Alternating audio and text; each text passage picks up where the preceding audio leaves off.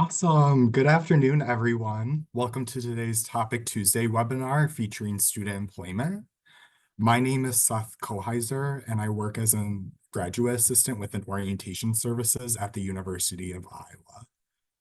Our webinar series features presentations by many different campus offices throughout the summer, and you can see all of our webinars available and register for them on orientation services website, which is newstudents.uiowa.edu.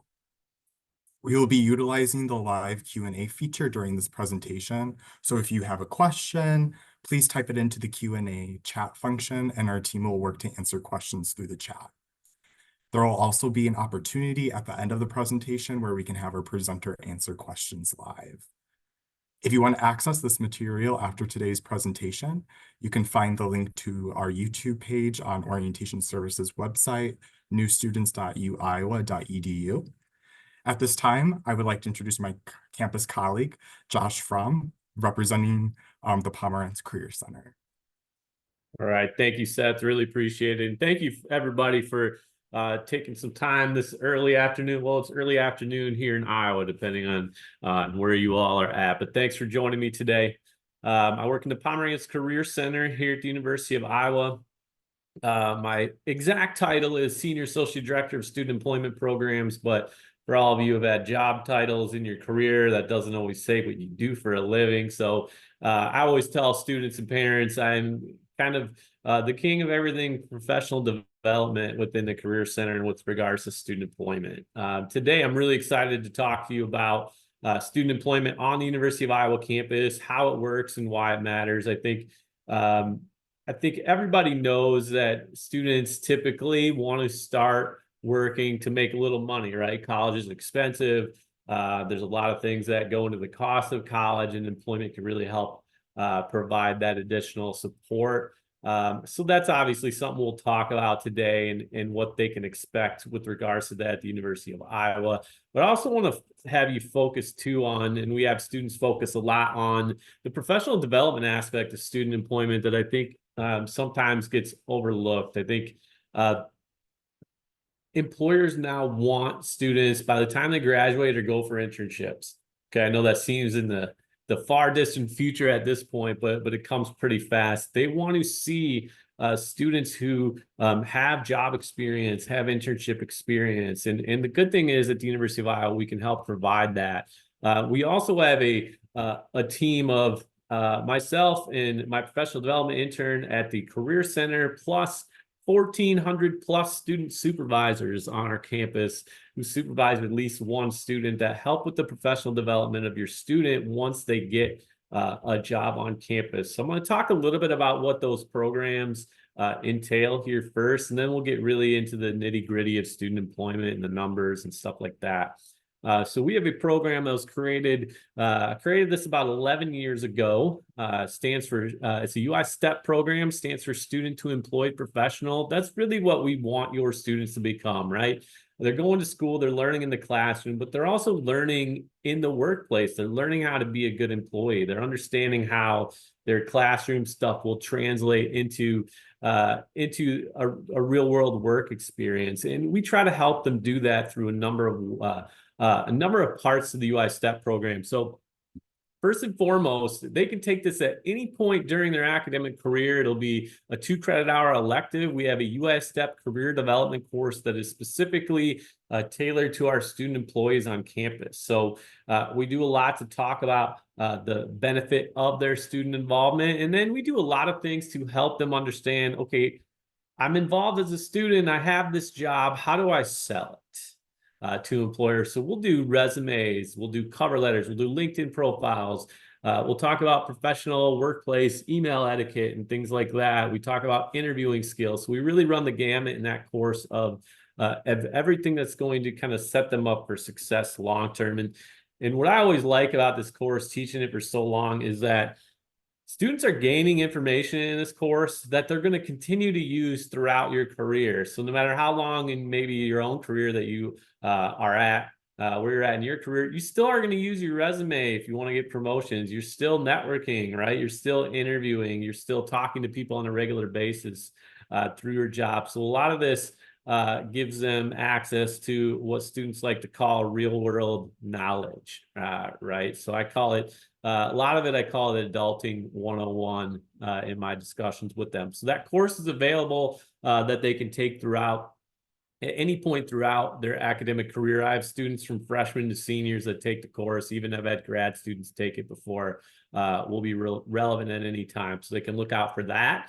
Once they are an employee at the university, they'll be offered one of 4 UI Step workforce development sessions. So basically what these are I kind of equate it to like paid orientations that we would go through as a new employee, but we're focusing not on job specifics. That'll be for the individual department that hires your students, but really focusing on the professional aspect, how to be a great employee. What's the difference between meeting and exceeding expectations?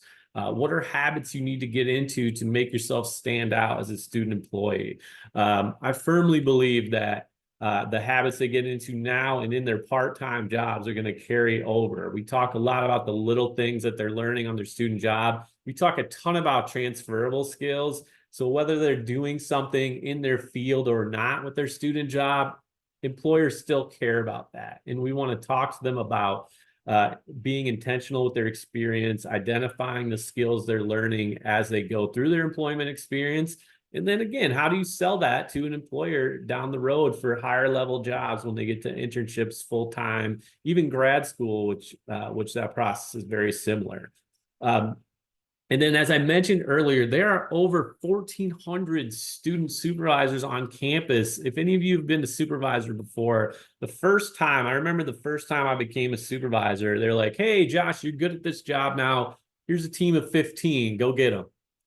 And I'm like, all right, what do I do?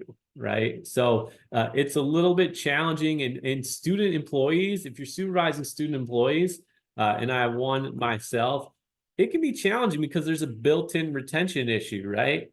So eventually your students are coming in as freshmen, sophomores, juniors, wherever they're at in their academic journey, but they're eventually going to hopefully leave, right? So then you got to replace them. So there's some unique challenges and the fact they're part-time, right? So they're working, and I'll talk about this in a bit, anywhere from 1 to 20 hours a week. So you don't get to see them a ton. So you got to really make do with the time that you have.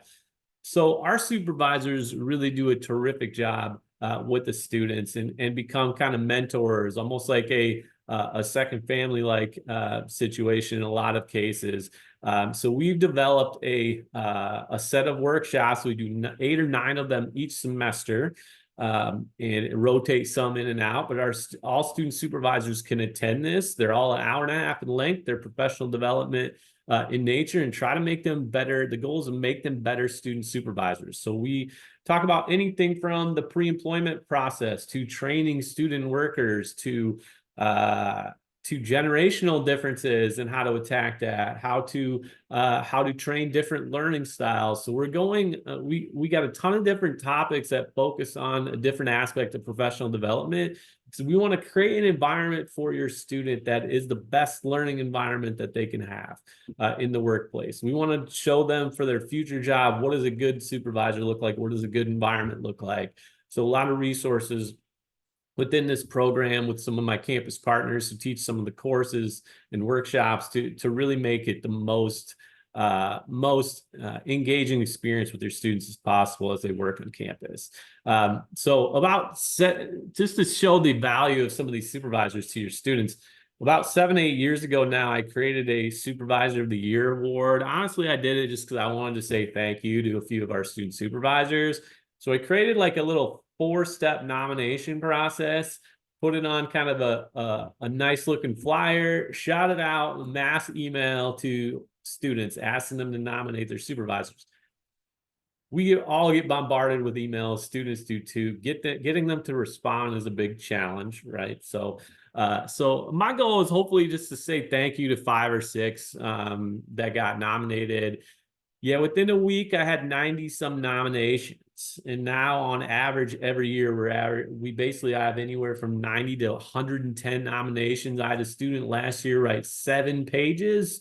Our winner 2 years ago had 13 of their student workers nominate them. So in some of the things that we hear constantly is, creating that environment for learning, helping supporting them, not just in the workplace, but outside with their transition to college, things like that. So they can play a critical role in your students' experience. And that's ultimately our goal with these programs, is to create an environment where they're going to be learning and not only making money, but gaining additional information, skills that they're going to use moving forward. So to break down campus employment, so how many people work on campus? The answer is a lot.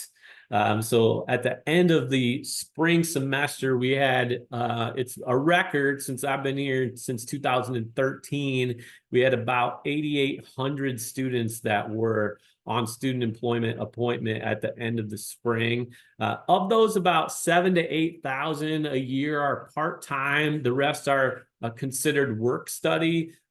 So I'm not going to go through work study in depth. If you have a specific, frankly, because it's really confusing and the terminology is a little bit outdated. But my main thing, if you have specific questions, I'll answer them at the end about work study. But if your student is not awarded work study through the FAFSA, you can still work on campus, right? There is a benefit to work study. I can go over that at the end if you need, or if your student is eligible for it. But the process to apply, the process for getting paid, all that is the exact same, whether the student is part-time or work study. So keep that in mind. I think we have, I would say, a handful or less employers on our campus out of the 200 plus that hire students that require work study to work for them. So if your student has work study, it's a nice advantage. If they don't, there's still plenty of jobs out there available for them. Jobs, again, I think the biggest thing and the biggest concern parents often have and students have incoming working on campuses, am I going to have time to do it? And my answer is yes, you are. Jobs range anywhere from 1 to 20 hours per week. The one thing I will tell you, if you are nervous as a parent, or if your student's nervous to start working really, really slowly. We have our jobs on campus. The benefit of them is we're really flexible. A lot of employers will say, like how they'll advertise, they'll say, hey, I need a student for 3 to 15 hours a week. And the student applies, they want to hire them. They'll ask, hey, what's your class schedule? How many hours do you want to work? Like for us at the Career Center too, we hire a lot of students. If we need 20 hours of work, I don't really care if we hire 1 student or 5 students to do that, right? So there's a lot of flexibility in it.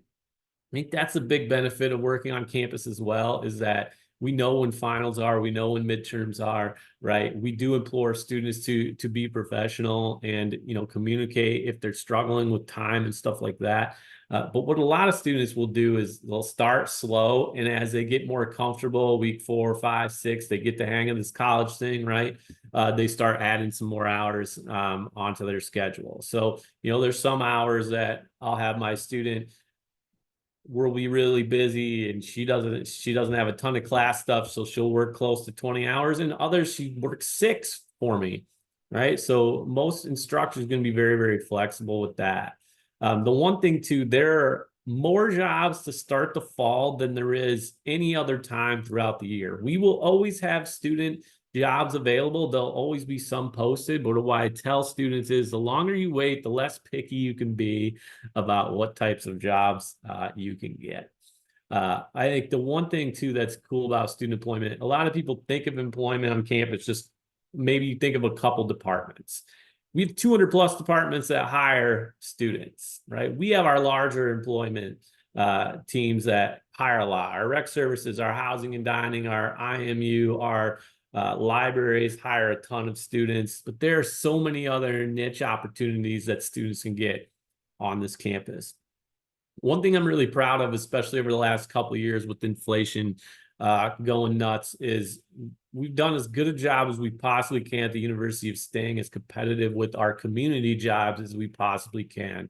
So our most frequent wage, so this is a new 2023 survey, is about $12 an hour with the average up around 14. I would say for an entry level, and it always depends on the job, right? The more advanced the job, the more you're going to get paid. I would say they can expect the vast majority of jobs anywhere from $10 to $15 an hour, right? Minimum wage is technically $8.20 an hour. No, but I'm going to tell you right now, nobody pays that. And if anyone pays under 10 at this point, we have literally called them all and said we got to be a little bit more competitive. So we've worked to increase this. 2 years ago, when I'm giving this presentation, this was $9.50 and $11. $9.50 most frequent average was 11, and we've increased it pretty good over the last couple of years. One thing to know, whether they are work study or part-time, we as a university are not going to take the money from your student and tell you what to do with it. They're going to set up direct deposit. They're going to get bi-weekly paychecks, just like they were in a full-time employment opportunity, right? At that point, how they're getting paid, I would highly recommend having a conversation with your student on where you want to put that money to, right? Maybe it's spending money, maybe it's transportation costs, maybe it's books, maybe it's paying interest on any student loans that you've had to take out. Those are good conversations to have. And just FYI, when you get your financial aid award, no matter what it is, they're including everything in the total cost of attendance, not just room, board, and tuition, right? So it's up to you how you want to talk with your student on how to utilize that income. As far as finding jobs at the University of Iowa, they're all posted on our Handshake site. It's our online job advertising board. We update it every single day during the week. Oftentimes, we're updating 200-300 jobs added every single day. For student jobs, there's typically during the fall about 150 jobs posted at any given time. Your student actually has access to this, or should have access to this already by logging into Handshake with their Hawk ID and password. And you can find that website right on the Career Center.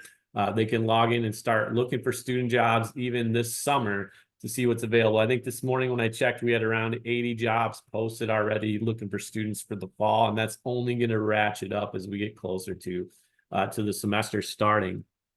One thing they'll have to do is upload a resume to that. A lot of students are scared of creating a resume. We have a ton of templates for them at the Career Center. I'll give you a site at the end of the presentation today they can go to. We have 8 editable documents we've created. Please do not have them Google resume templates. They're not very good. So we have some editable templates based on their experience level. So we have one for folks coming right out of high school that are still going to include some high school information in there, which a lot of your students probably will. So that stuff will be there to help. Our employers are not looking for world-class rocket scientist level resumes at this point. We know a lot of them, they're 18, 19, 20 years old, right? We do want them to start creating this document so they're not waiting to see us until a week before they graduate saying, please help me create my first resume, all right? So this is when I scare parents a little bit, and I don't mean to, but your students will need I-9 documentation to start working, just like any other employer in the state. So a passport if they have a passport, that would work, and that's all they would need because it's a government issued ID and a picture. If they don't have a passport, they'll need a driver's license or student ID, excuse me, and then one of the two, Social Security card or birth certificate, and it can't be a copy. It has to be the live actual one. So what I tell parents a lot is when if your students are moving in or they're coming to campus, maybe they have a job lined up already, or even if they don't, go get that information within their file, right? So it can be, you can go to the registrar's office, you can go to the student employment office, and you can show that, take it out of the safe, give it to your student, have them show it. They'll get a copy of it, steal it back, put it in your safe, and go home. All right. So just FYI, that within 3 days of starting work, they'll need that documentation. So overall, one of the things I always ask students, and I ask this in my workforce development sessions a lot, do you think student employment has helped your academic performance? Okay, because that's the biggest misconception I see with student employment is, I don't want it to hurt their academics. I want them to focus on school. And I'll ask that question to people who are already working. And I'll say, hey, what do you think? Does it help? I'd say you typically about 60-70% are going to raise their hand that it does help. Most of the others, some will say, I don't know, because they've never thought about it before. Others kind of look around and just do what everybody else does. But I always ask the question, like, why? Like, that doesn't make any sense. Because if you're thinking, hey, this person works 10 hours a week, and I say, they raise their hand, and I'll say, hey, you work 10 hours a week, right? So how does it help? That's 10 hours that if you were not working, you'd be in your dorm room studying the entire time, right? And then they laugh at me because they're like, no, that's not what we're doing. Maybe an hour or two studying, but then we're doing whatever we want, right? So, and I tell them my experience at the University of Iowa. Some of you UI grad, myself, first 2 years I didn't work. I get really good at two things: naps, took a lot of naps, played a lot of PlayStation. I got really good at those things, right?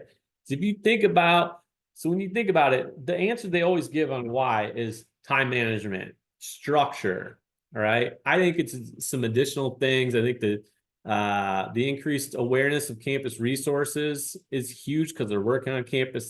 They're more apt to know what's out there to help them. They're already involved and feel a part of the community. And then a lot of what I think it's misunderstood is just the importance of networking and social development and just feeling a part of things and new friends and all that. I think employment helps with all of that stuff.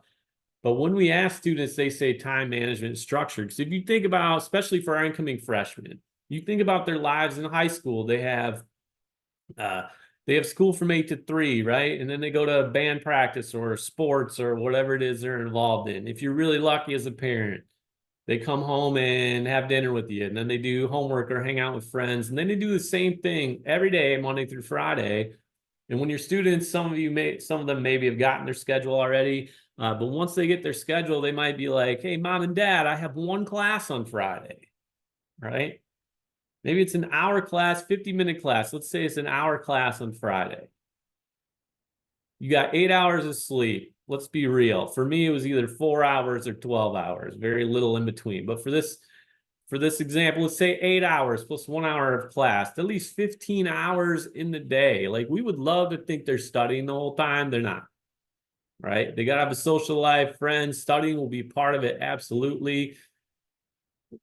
Have them start, if they're still uncomfortable with the idea, 1 day a week. I think they're going to find that they're going to have a little bit more time than they think they're going to.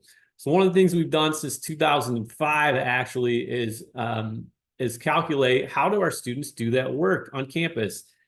If you know numbers enough and you look at enough numbers over time, typically you will have an outlier. And every year I get freaked out when I get sent this data that they're going to say, Josh, our student employees did worse this year than our non-student employees at Iowa. It never happens, never once. Every year, retention rates, freshman to sophomore year is better. Grad rates at the 4 and 6 year level is better. The GPA thing is the crazy thing to me. 2022 first year, I'm still waiting on 2023. We haven't finalized that yet. Was 0.12 greater. The year before, I had them redo it 3 times because it was a 1/4 of a point higher, our student workers, right? There's a lot of different reasons for that. I think not just being a student employee, but it's consistent year over year. So that's kind of a misconception I wanted to make sure you knew about. And a lot of it comes from the support environment, hopefully, that their student employment has helped create for them.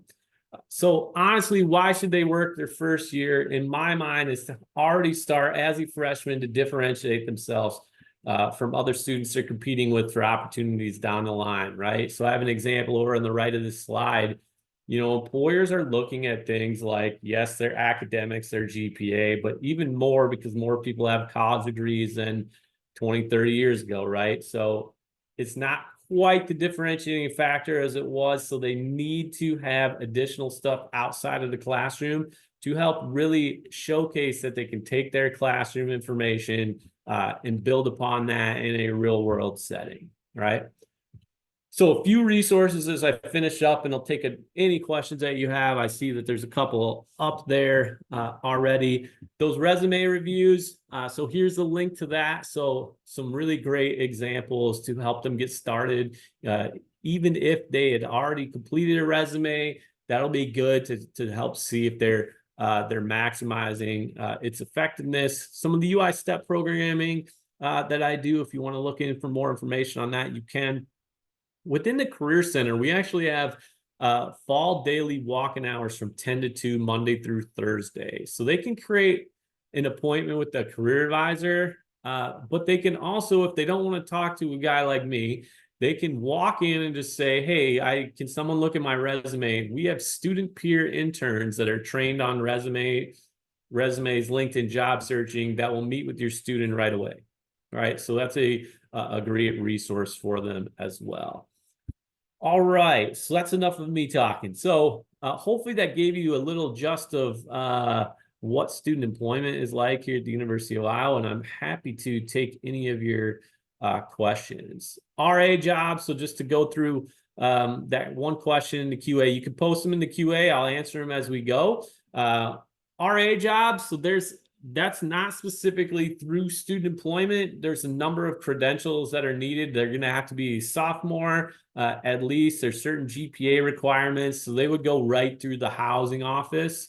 So usually what will happen in those cases, if a student is interested in being an RA at some point, is they will get a marketing email for if they are eligible based on those eligibility requirements. The I-9 form is simply documentation, so legal work documentation. Right.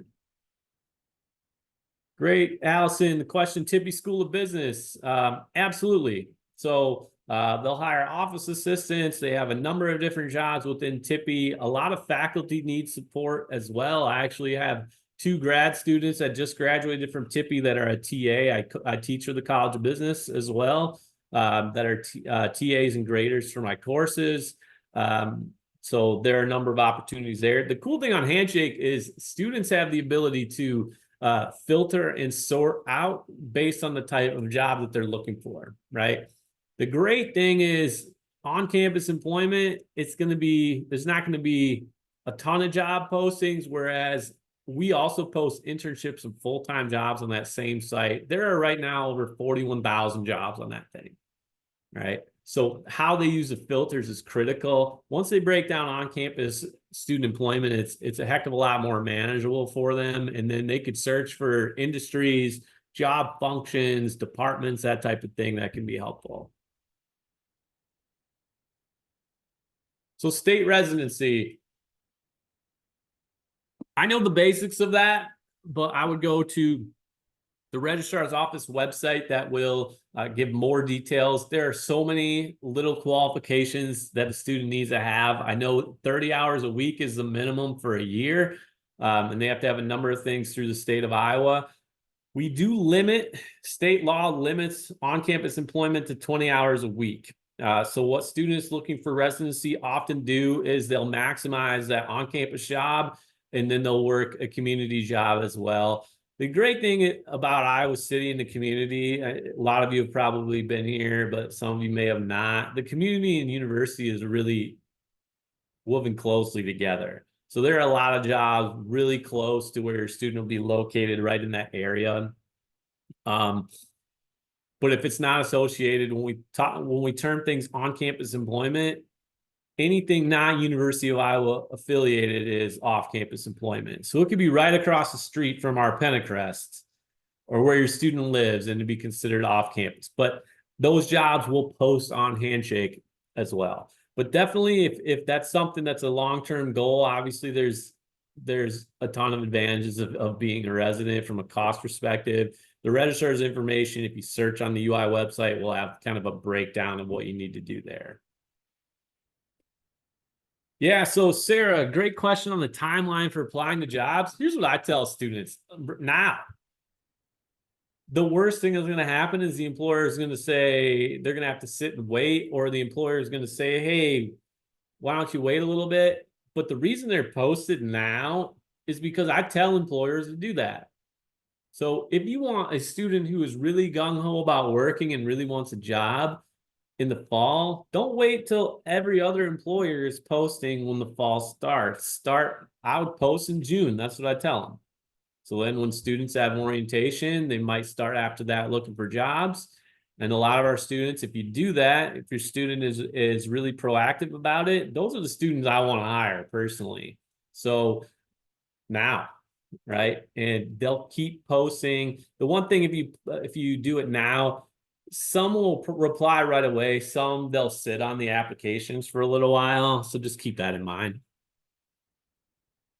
All right.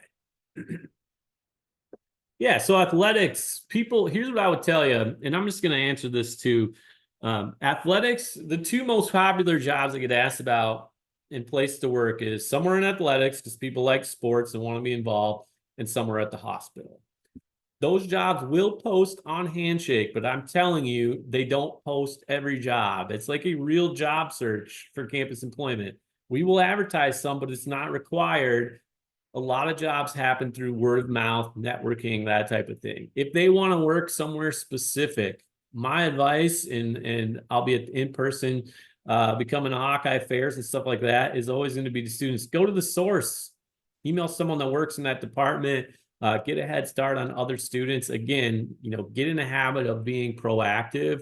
That's the same thing with hospital jobs. Like the UIHC hospital is very popular for anyone in healthcare. And it's one of the largest employers in the state of Iowa. So they do hire a ton of students, but they advertise very minimally on Handshake, because here's the reality. If something says, let's say I just have an office assistant, which is probably the most typical job title that a student's going to get. Now, there's a million other ones, but that's probably the most popular. If I had an office assistant and it said UIHC on it, I'd get 50 plus applicants for that one job. If I had an office assistant and put any other department at the university, it would get 12, 7, 10, depending on the time of the semester. So a lot of times with healthcare jobs, if your student's interested in going that route, go to their volunteer services, because a lot of times most of their professional training and schooling, they're going to need volunteer hours anyways at some point. A lot of times what I'll tell freshmen to do is get a start in the volunteer pool, maybe 2 to 3 hours a week. A lot of times what they'll do is hire directly from that pool for their other paid jobs. And then obviously from an income standpoint, I'll say, hey, supplement your volunteer work at the hospital with another student job on campus, right? And just be mindful of how many hours you're looking at. But even things like the volunteering can be pretty competitive for students who want to get into those programs. All right, a couple more questions here. So students, part-time or work study, I don't think there's a preference. Frankly, students don't know what it is. So just to explain work study, it's through the FAFSA application. It's a need-based financial aid award program. So if a student is awarded work study, that is a nice advantage, because that means less loans they'll potentially have to take out. And as a university, we're always going to award those things that they don't have to pay back before any loans, right? Work study is a big advantage for the employer hiring the students. So if all else is equal between one student worker has no work study, the other one does, typically the work study student is going to get hired, because the employer gets reimbursed from the federal work study program half of that student's wage. So if your student makes 12 bucks an hour and has work study, for the employer, it's basically like the student, they're only paying $6 an hour. So it's advantageous there. From a student's perspective, they don't get FICA taxes taken out. Many students don't know what that is, and I tell them to ask their parents, put a few extra bucks in their pocket. Also, when you fill out the FAFSA for the next, I know there's a bunch of drama with FAFSA, I get that. For next year with the FAFSA application, one thing to keep in mind, if your student worked at like a pizza place or something in town, but it wasn't on campus and made $5,000 for the year, that would be included along with parents' income in the FAFSA to determine grants and any need-based funding. Work study income does not count. So it's a nice advantage if the student has work study in that regard as well, to help them become eligible for the same stuff or different stuff for the next academic year.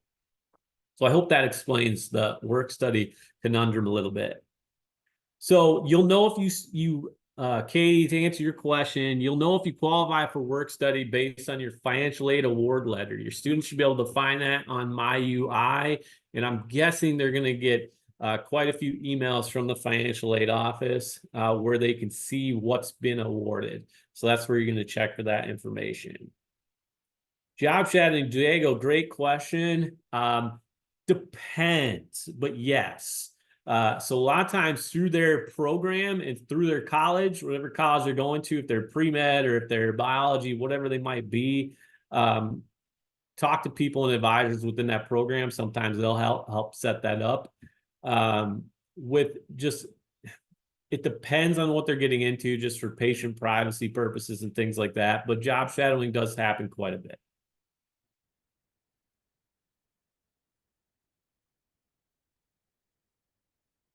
Yeah, so Aiden, your last question, work study, the process really isn't different. The student doesn't have to do anything different.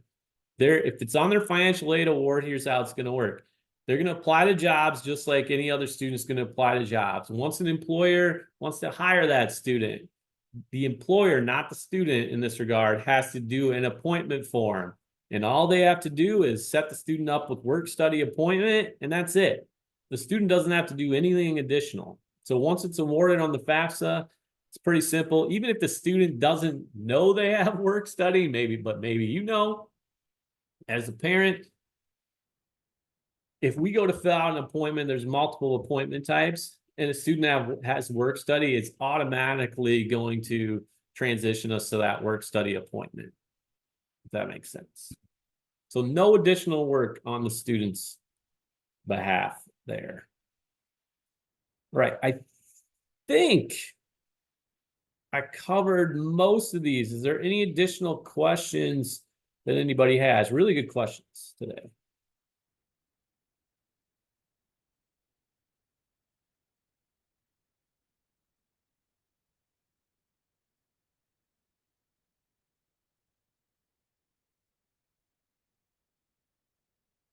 All right. If you don't have any questions, thank you very much for being here today. I hope you got some information out of it. Look forward to meeting your students, and everybody have an awesome day.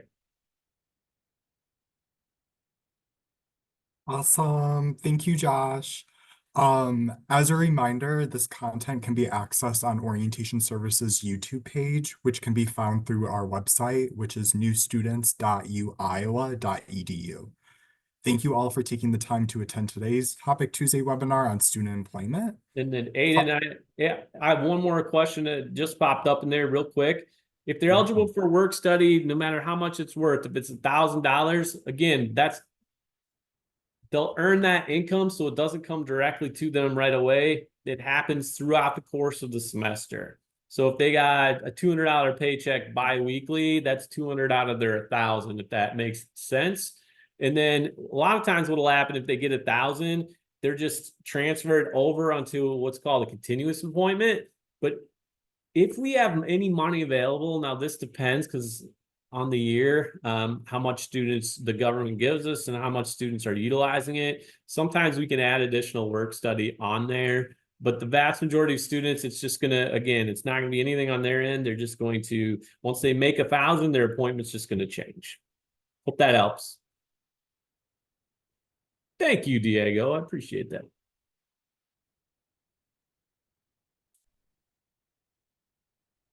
Awesome. Thanks again, Josh, for getting You that bet. last question. Just as a reminder, this content can be accessed on Orientation Services YouTube page, which is found through our website at newstudents.uiowa.edu. Thank you all for taking the time to attend today's webinar again. Following the conclusion of today's Topic Tuesday series, our next Tuesday webinar series will be on June 11th, and the theme is Prepping for Life as a Student, featuring financial aid, campus safety, and technology at Iowa. You can learn more about the series and register for the webinars on our website. We hope to see you all then, and go Hawks!